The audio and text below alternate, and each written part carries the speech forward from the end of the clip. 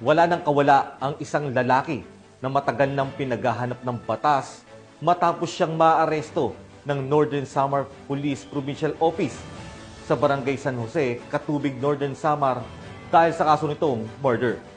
Nakibalita dyan si Patrolwoman Maria Elena Singian.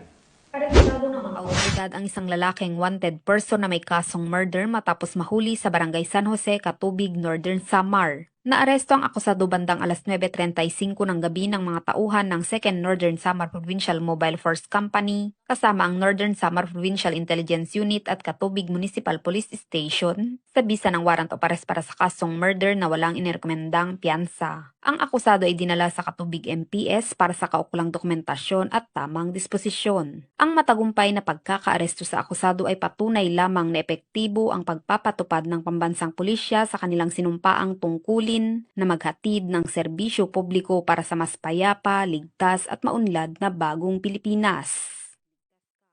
Mula dito sa Eastern Visayas, ako ang inyong PNN correspondent, Patrolwoman Singian, alagad ng batas, tagataguyod ng Balitang Pulis.